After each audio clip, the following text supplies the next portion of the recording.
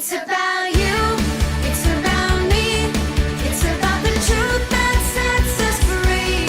It's about LOVE, love from the Father up above. It's about hope, it's about life, it's about the love of Jesus. Ya, shalom semuanya. Selamat hari Minggu. Kita bertemu lagi di dalam ibadah kita pada hari ini.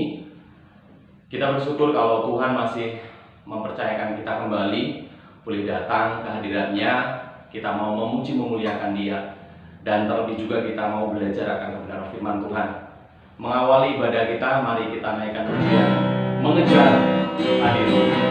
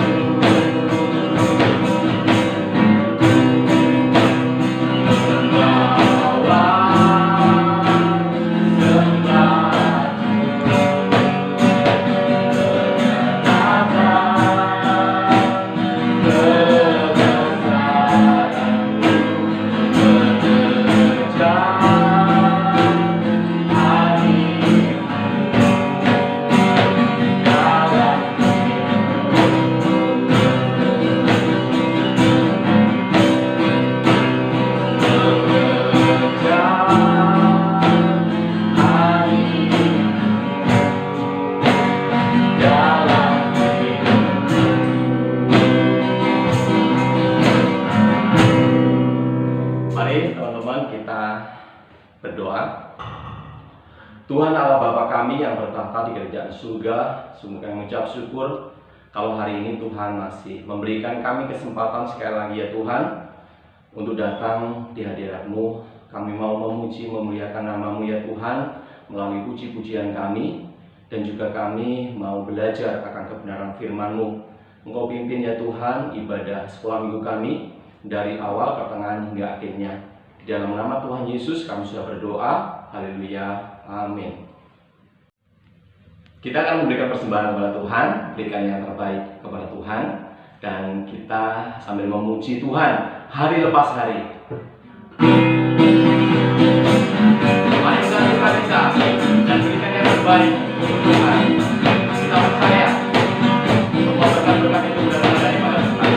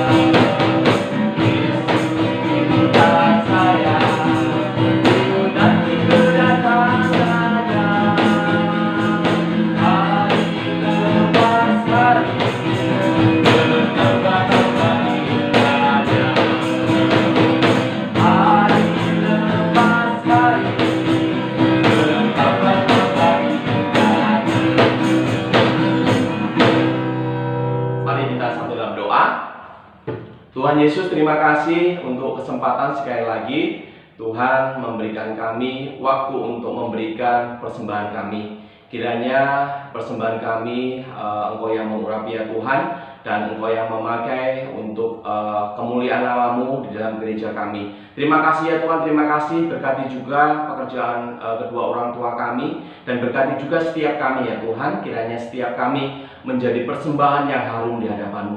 Terima kasih ya Tuhan, ini doa kami. Di dalam nama Tuhan Yesus kami sudah berdoa. Haleluya, amin. Di dalam kita mengikut Tuhan tentunya banyak hal yang terjadi ya, suka duka, dan juga mungkin banyak hal-hal yang juga membuat kita kecewa. Tetapi kita bersyukur kalau Tuhan itu terus memimpin dan menjaga setiap kita ya dalam pergumulan-pergumulan kita. Hari ini kita juga bersyukur kalau kesempatan Tuhan masih berikan kepada kita untuk mendengarkan kebenaran firman Tuhan. Kita mau belajar menyenangkan hatinya, kita mau belajar merenungkan firman-Nya. Seperti pujian, aku mengasihi Engkau Yesus, biarlah ini sungguh menjadi kerinduan setiap kita. Kita mau mengasihi Dia, kita mau memberikan hidup kita untuk Tuhan. Aku mengasihi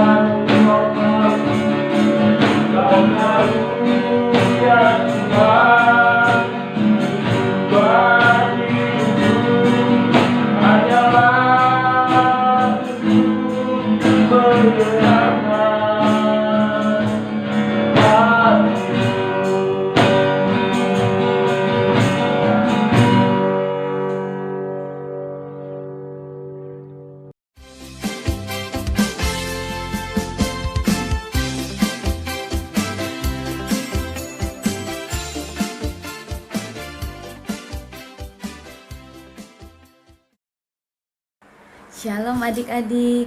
Sebelum kita mendengarkan firman Tuhan, mari kita berdoa. Tuhan, kami kembali datang kepada Tuhan, memohon pertolongan Tuhan agar setiap kami boleh duduk dengan tenang mendengarkan cerita firman Tuhan. Tolong berkati setiap kami agar ketika firman ditaburkan, firman itu tertanam di dalam hati kami dan menghasilkan buah yang banyak, dan pada akhirnya kami menjadi anak-anak Tuhan yang mencerminkan kemuliaan Tuhan. Terima kasih Tuhan Yesus. Ini doa kami. Di dalam nama Tuhan Yesus kami bersyukur. Amin. Adik-adik, hari ini kita akan belajar dari surat 1 Yohanes. Surat 1 Yohanes ini ditulis ketika surat-surat Rasul Paulus dan surat-surat lainnya sudah selesai ditulis, yaitu sekitar tahun 85 sampai 95 Masehi. Yang menuliskan surat 1 Yohanes itu adalah Rasul Yohanes, yang di dalam Injil Yohanes menyebutkan dirinya sendiri sebagai murid yang dikasihi. Selain menulis 1 Yohanes, Rasul Yohanes juga menulis 2 Yohanes, 3 Yohanes, Wahyu, dan juga Injil Yohanes. Ketika Yohanes menuliskan surat 1 Yohanes, Yohanes berada di Efesus. Kalian masih ingat kota Efesus itu seperti apa? Kota Efesus merupakan kota terbesar keempat di dalam wilayah Kekaisaran Roma. Kota ini sangat penting bagi perdagangan karena merupakan kota pelabuhan. Tapi selain menjadi kota pelabuhan, kota Efesus juga terkenal dengan adanya kuil yang besar, yaitu kuil Artemis. Banyak orang datang ke kota Efesus untuk melakukan penyembahan berhala. Mereka menyembah dewa-dewa, bahkan menyembah kaisar di sana. Tentu saja kota Efesus ini menjadi kota yang sangat makmur dan maju. Kota ini punya teater yang sangat besar, punya perpustakaan, dan jalan-jalan yang bagus. Adik-adik, kenapa sih Yohanes menuliskan surat 1 Yohanes ini? Yohanes yang dimaksud itu, saat ini dia sudah tua dan mengawasi jejaring komunitas-komunitas gereja rumah yang kemungkinan berada di sekitar kota Efesus kuno. Dari petunjuk yang ada di kitab Injil dan dari surat-surat ini, sepertinya komunitas-komunitas ini kebanyakan terdiri dari para pengikut Yesus keturunan Yahudi, dan bahwa mereka baru saja melewati krisis yang mendorong Yohanes menulis surat-surat ini. Dia menyebutkan bahwa sekelompok orang telah melepaskan diri dari gereja-gereja ini. Orang-orang ini tidak lagi mengakui Yesus sebagai Mesias Israel atau sebagai anak Allah, dan mereka menimbulkan permusuhan di antara orang-orang yang tetap setia terhadap gereja. Dan 1 Yohanes ditulis sebagai tanggapan atas semua hal ini sebagai bentuk pengontrol kerusakan. Penatua meyakinkan orang-orang yang masih percaya kepada Mesias, Yesus, bahwa Tuhan menyertai mereka sepanjang mereka menjalankan kebenaran. Nah, di dalam suratnya ini, Yohanes menuliskan tentang pentingnya mempercayai kebenaran tentang Yesus. Tentu saja kita bisa mempercayai apa yang dikatakan oleh Yohanes, karena Yohanes adalah Rasul Yesus, dan dia hidup bersama-sama dengan Yesus. Yohanes adalah saksi mata dari setiap hal yang dilakukan, yang diperbuat, dan yang dikatakan oleh Yesus. Kesaksian Yohanes bahwa dia telah melihat, mendengar, dan menyentuh Yesus menunjukkan bahwa Yesus adalah benar-benar manusia. Jadi tujuan Yohanes adalah untuk mengingatkan mereka dan membujuk orang-orang Kristen ini agar tetap setia pada apa yang mereka katakan mereka percayai. Yohanes berkata bahwa orang Kristen harus percaya Yesus tidak berpura-pura sebagai Allah dan tidak berpura-pura sebagai manusia. Dia sepenuhnya Allah dan sepenuhnya manusia. Nah, selanjutnya Yohanes mengatakan bahwa orang Kristen harus hidup sebagaimana Yesus hidup. Kita bisa lihat di dalam 1 Yohanes 2 ayat 3-6. 1 Yohanes 2 ayat 3-6. Dan inilah tandanya bahwa kita mengenal Allah, yaitu jikalau kita menuruti perintah-perintahnya. Barang siapa berkata, aku mengenal dia, tetapi ia tidak menuruti perintahnya, ia adalah seorang pendusta, dan di dalamnya tidak ada kebenaran. Tetapi barang siapa menuruti firman-Nya, di dalam orang itu sungguh sudah sempurna kasih Allah. Dengan itulah kita ketahui bahwa kita ada di dalam Dia. Barang siapa mengatakan bahwa ia ada di dalam Dia, ia wajib hidup sama seperti Kristus telah hidup. Ini adalah berita dari para rasul bahwa Allah yang dinyatakan dalam Yesus adalah terang. Dengan demikian, jika orang-orang ingin turut berpartisipasi dalam kehidupan Allah melalui Yesus, mereka perlu terus berjalan dalam terang, yang merupakan gambaran yang sangat keren. Tapi apa maksudnya? Bagi Yohanes, itu berarti mematuhi perintah Yesus, dan hal itu sulit. Jadi ketika kita gagal, kematian Yesus yang menebus dosa akan menutupi dosa-dosa kita. Dan kemudian, sekali lagi kita dipanggil untuk bangkit berdiri dan mematuhi ajaran-ajaran Yesus. Orang Kristen harus hidup di dalam ketaatan kepada Allah. Bukan berarti bahwa keselamatan itu didapatkan karena kita mentaati perintah Allah, bukan. Keselamatan itu adalah anugerah. Keselamatan itu adalah pemberian dari Allah secara cuma-cuma. Bukan karena apa yang kita lakukan, tapi semata-mata karena pemberian dan anugerah dari Allah. Kita bisa menaati Allah hanya karena Allah telah memberikan iman kepada kita. Dan ketaatan adalah bukti dari iman kita. Berarti kalau tidak mentaati Allah secara sempurna bukan berarti orang Kristen. Bukan seperti itu. Setiap orang adalah manusia yang berdosa. Setiap kita, Lose dan adik-adik adalah orang yang berdosa. Sehingga memang kita tidak bisa melakukan ketaatan kepada Allah secara sempurna. Orang percaya tetaplah orang berdosa. Kita tidak dapat taat secara sempurna seperti yang dilakukan oleh Yesus. Kita memang tidak sempurna, tapi kita punya juru selamat yang sempurna. Dia mati untuk membayar hukuman bagi dosa kita, supaya kita dapat diampuni dan kita belajar untuk hidup taat kepada Allah. Dan untuk bisa menjadi pengikut Kristus, merupakan bukti bahwa kita adalah miliknya. Jadi apakah yang harus kita lakukan ketika kita berdosa? Rasul Yohanes menuliskannya di dalam 1 Yohanes 1 ayat 9. Dia mendorong kita untuk mengakui dosa kita dan meminta pengampunan dari Tuhan. Mari kita membaca di dalam 1 Yohanes 1 ayat 9. Jika kita mengaku dosa kita, maka Ia adalah setia dan adil, sehingga Ia akan mengampuni segala dosa kita dan menyucikan kita dari segala kejahatan. Adik-adik, tadi Yohanes sudah mengatakan bahwa mempercayai kebenaran tentang Yesus merupakan bukti pertama dari iman kita. Menaati firman Allah adalah bukti kedua dari iman di dalam Kristus. Dan bukti ketiga dari iman di dalam Kristus adalah mengasihi orang lain di dalam keluarga Allah. Yohanes mengingatkan gereja-gereja tersebut tentang perintah lama _baru yang diberikan kepada murid-murid saat perjamuan terakhir, agar mereka saling mengasihi seperti Yesus telah mengasihi mereka. Melakukan hal ini adalah berjalan dalam terang, dan mereka menunjukkan bahwa mereka adalah bagian keluarga Allah ketika mereka melakukan kebenaran dan mengasihi satu sama lain.